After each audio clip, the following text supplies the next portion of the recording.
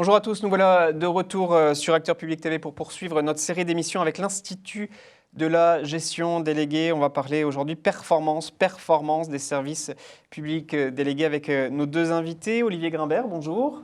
Bonjour. Monsieur le président de l'Union nationale des services publics industriels et commerciaux, l'UNSPIC. Vous êtes vice-président de l'Institut de la gestion déléguée, secrétaire général chez Veolia au France. Merci d'être avec nous. Charles-Éric Leménion, bonjour. Bonjour. Vice-président de l'ADCF, l'Assemblée des communautés de France. Et vous êtes membre du bureau de l'IGD. Vous avez tous les deux une actualité, ce précis de l'IGD sur l'exécution des contrats de la commande publique à l'épreuve de la crise sanitaire. Et puis l'IGD a bien sûr travaillé sur son observatoire et ces 10 mesures pour assurer la relance par l'investissement et les commandes publiques en relevant les défis environnementaux. C'était l'objet de notre première émission que je vous invite à revoir. C'était avec Pierre-Emerick Chaban. Et puis, du côté de la DCF, vous travaillez sur ces performances des services publics intercommunaux. Cette enquête, cette étude, on va en parler. Un mot tous les deux, d'abord sur l'actualité, plan de relance, la crise sanitaire.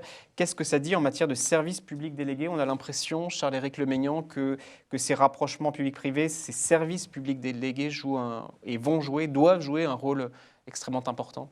Ils ont joué un rôle très important dans la crise sanitaire que nous avons vécue.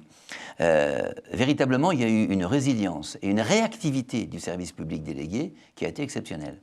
Je prends l'exemple à la fois. Les deux qui ont été le plus mis en avant, ça a été la collecte des déchets et ça a été les transports publics. Je vais insister sur le transport public. Vous avez eu un arrêt complet de la fréquentation. Il a fallu réagir immédiatement pour rassurer les clients. Ça s'est fait avec une complémentarité entre les objectifs des collectivités locales et la réactivité des opérateurs du service public qui a été exceptionnelle. Ouais. Tout de suite, on a réagi et tout de suite, on a parlé ensemble. On n'a pas dit « ça va coûter cher, on ne veut pas ». Non, ouais. On a d'abord réagi pour répondre aux besoins des usagers et des clients. Et puis après ça, pourvu que ça dure, au moment où les choses vont se stabiliser, où il faudra effectivement voir quels ont été les coûts et les moindres coûts de cette réponse à la crise, on va se mettre autour d'une table pour voir un peu qui prend en charge ces surcoûts.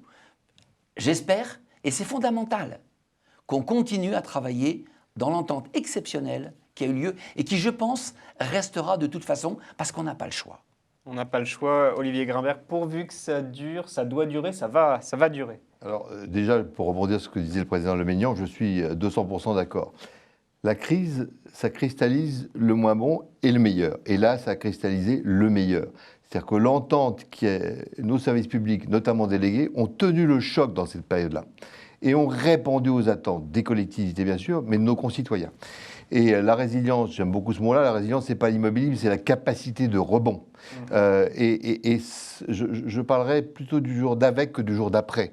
Aujourd'hui, nous allons devoir apprendre à vivre avec une partie de ces problèmes-là. On ne connaît pas la durée, on ne connaît pas l'ampleur, mais on va être obligé de vivre avec. Et donc, il faut construire le monde d'avec, avec, je dirais, quelques atouts de la gestion déléguée dans cette période-là. C'est clairement une capacité de réaction exceptionnelle quand même. Exceptionnelle parce que les gens ont réagi rapidement et avec un engagement terriblement important et prégnant.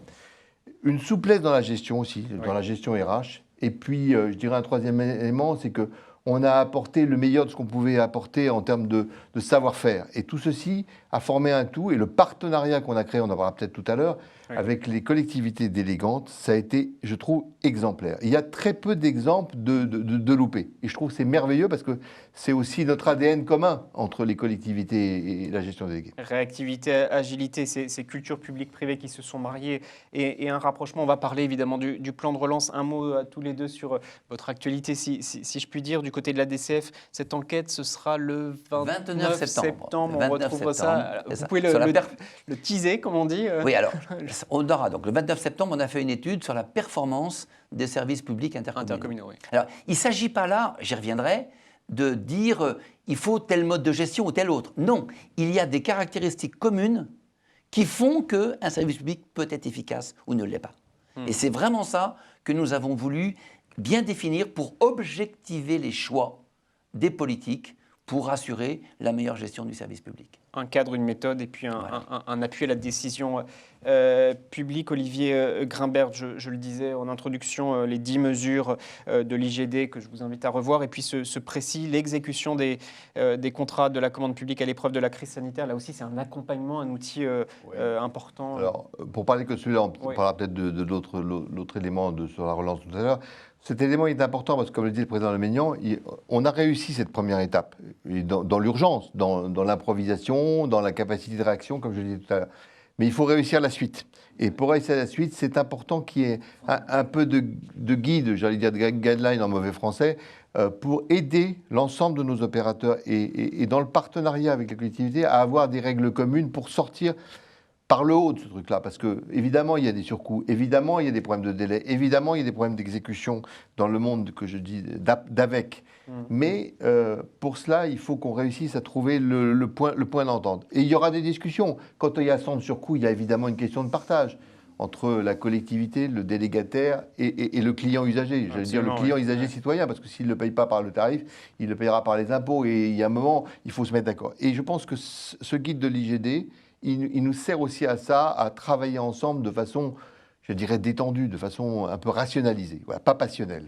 Un aide à la décision, un aide à l'accompagnement. Plan de relance, c'était le 3 septembre, enfin début septembre. Parlons du plan de relance.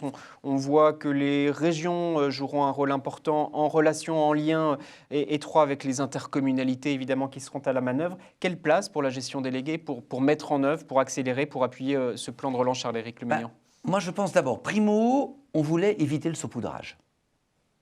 Ce qui avait été fait en fait en 2009. Oui. Même si ça a eu de l'effet, mais le saupoudrage, il faut l'éviter. Et donc, on a un ciblage des priorités.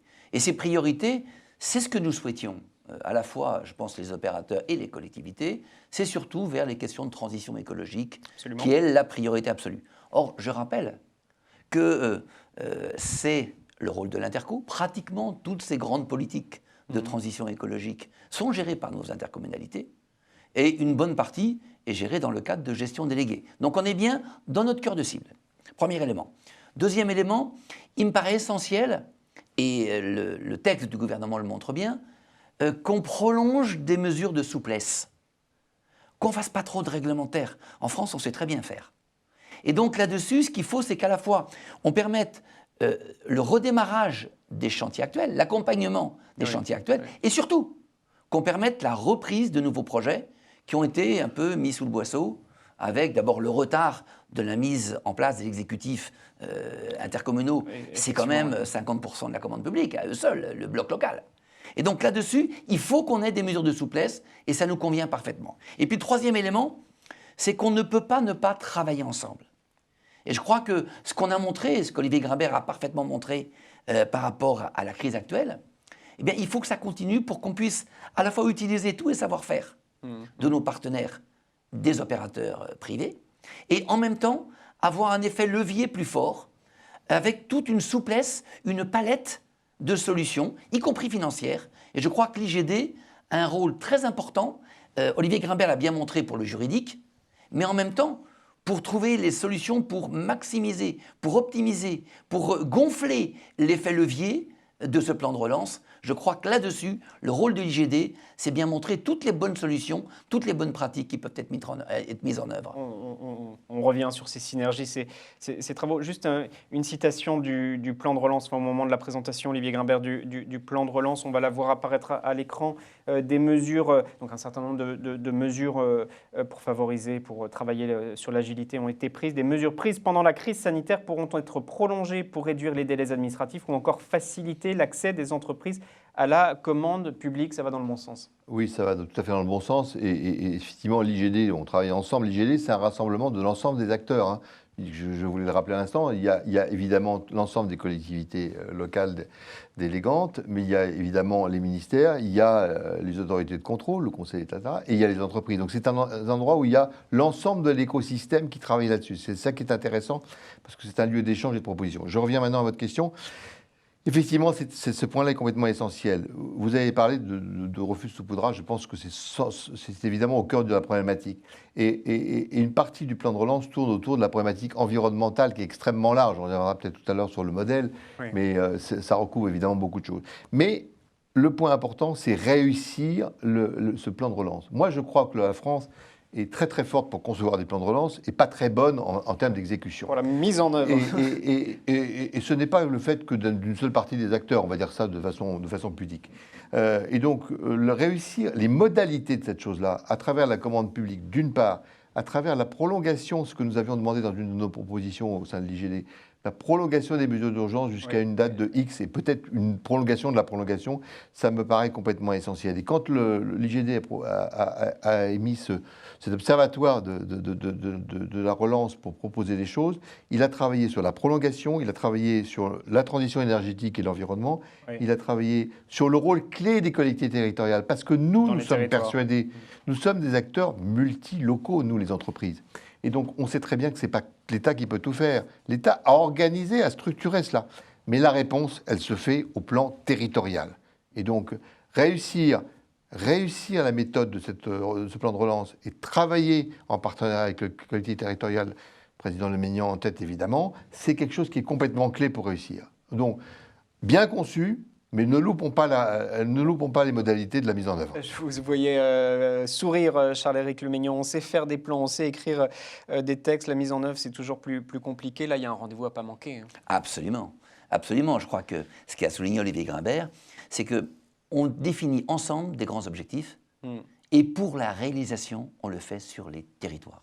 Je crois qu'il n'y a pas d'autre solution. Sinon, on va se louper. Oui.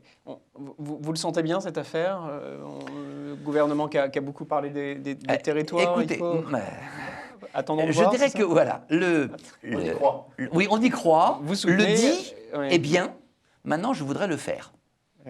Excellent, on va suivre tout ça. À tous les deux, un mot, on parle de cette émission consacrée sur ces enjeux de performance des services publics délégués. Vous l'avez dit tous les deux, c'est le moment, les enjeux sont là, le contexte est là, le plan est là, il faut réagir. Quand on parle de performance, on parle de quoi? Est-ce qu'on est sur de la performance tous les deux organisationnelle, on va dire, du côté des structures, de la performance vis-à-vis des usagers, des services publics? Expliquez-nous quels sont les enjeux, Olivier. Je dirais un mot d'introduction parce que c'est un sujet foisonnant.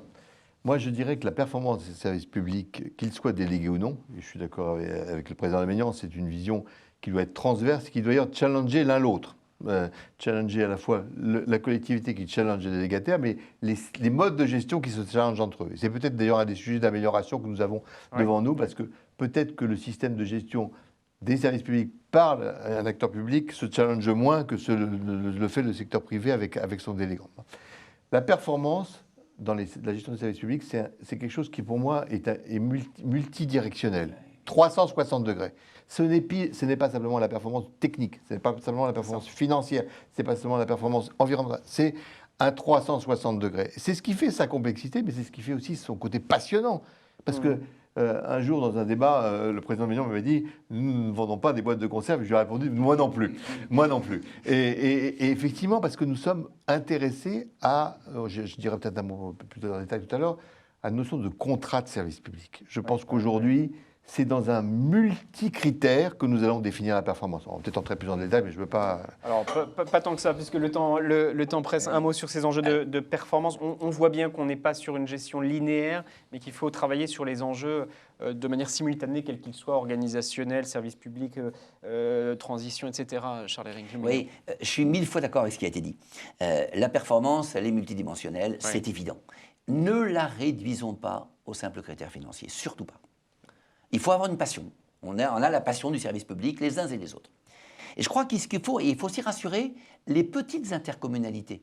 Ce qui est bien, l'IGD a fait maintenant un atlas qui va maintenant avec les intercommunalités de plus de 30 000 habitants. Atlas des modes de gestion des services publics locaux. C'est fondamental parce que jusqu'à présent, on restait uniquement dans les très grosses structures, les métropoles ou les très grosses agglos.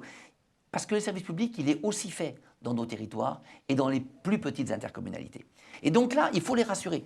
C'est quoi la performance? Fixer des objectifs, faire des comparaisons, du benchmark, être à l'écoute du client, être constamment dans l'innovation.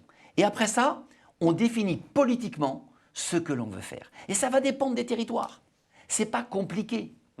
Ça dépend des territoires, ça dépend de l'état, le diagnostic qui est fait, et ça dépend des moyens que l'on souhaite y mettre. Et après, c'est un choix politique. Et donc ça, c'est le premier point. Il faut bien définir la performance. Qu'est-ce qu'on veut? Et ça, c'est un choix qui est politique. Et puis deuxièmement, après, les outils fondamentaux, ils sont les mêmes, quel que soit le mode de gestion. C'est le reporting, c'est le suivi, c'est l'écoute ensemble de nos clients, c'est l'association de nos usagers, définir en toute transparence un coût complet pour faire des comparaisons.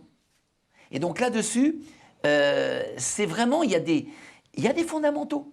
Que notre service public soit géré en régie ou en délégation, il y a des fondamentaux. Il faut qu'il soit comparable. Il faut qu'il y ait une transparence vis-à-vis des collectivités, des opérateurs et du grand public. Et puis une fois qu'il y a ça, après, c'est pas compliqué, hein. Il faut être pragmatique. Je ne sais pas, le mode de gestion ne sera pas toujours le même. Je crois que la délégation a sa place, une place essentielle, mais que dans certains cas, il y aura des choix qui seront différents. Et notre propos, notre document du 29 septembre, il ne parle pas du mode de gestion. Il dit simplement comment on fait pour rendre un service public efficace. Je renvoie à 29 septembre cette enquête performance des services publics intercommunaux. Olivier Grimbert. Alors, juste un mot sur cette étude qu'on a en fait conduite de façon tripartite. Donc la DCF a été l'initiateur. L'UNSPIC, au titre de l'ensemble des entreprises de tous les secteurs qui travaillent sur ces délégations, a été un partenaire. Et Espelia, un grand bureau d'études qui assure une neutralité et qui assure ce côté tripartite. Je voudrais revenir sur 2-3 points. Le premier point, c'est qu'il n'y a pas d'opposition. Nous ne sommes pas défenseurs de 100% de délégation. Il n'y a pas d'opposition, mais on voit quand même qu'on a bien avancé depuis on a années. progressé. Et ce que je voudrais dire simplement, c'est qu'on voudrait aller un peu plus davantage vers le fait que le challenge se fait aussi à l'égard de la régie. Parce que fondamentalement, si on veut, le benchmark, il ne s'arrête pas qu'entre les entreprises. Je pense que c'est important qu'il y ait des indicateurs communs, qu'il y ait des regards extérieurs qui se penchent là-dessus, et que le choix se fasse objectivement et pas simplement de façon un peu théologique. Je pense que, dans un sens comme dans l'autre d'ailleurs, mais je pense que la rationalisation de ce choix, et ce guide, à mon avis, va aider à cela, est important. Alors après, effectivement, on a une logique qui est très importante, qui est celle du primat du politique. Le politique, il choisit.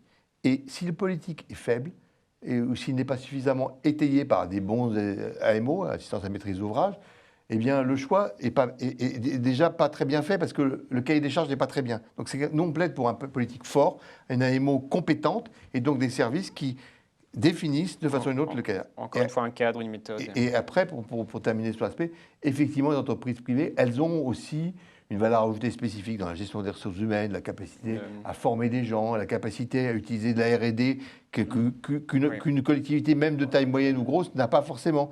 Il y a des expériences qu'on a réussies ou ratées à l'étranger et qui peuvent servir en retour d'expérience pour aider des collectivités, quelle que soit leur taille, vous avez raison de le dire, les petites, les moyennes et les grosses. Il arrive qu'on fasse des choses innovantes, y compris, on verra peut-être là, sur le plan sociétal, qui ne sont pas simplement techniques, et qui ont été utilisés dans l'accompagnement social des personnes en difficulté, par exemple, dans l'inclusion. Je pense qu'on a aujourd'hui progressé là-dessus collectivement.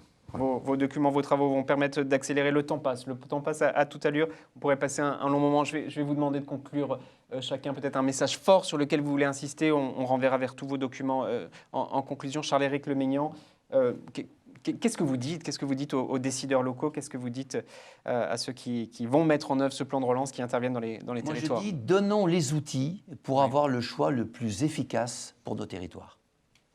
C'est simple, c'est efficace, c'est une belle conclusion. Mais ça, Olivier Grimbert. Eh bien, continuons à faire vivre ces contrats de service public, ces partenariats avec les outils ad hoc, mais qui permettent de réussir ce que j'ai appelé tout à l'heure le 360 degrés de la performance globale.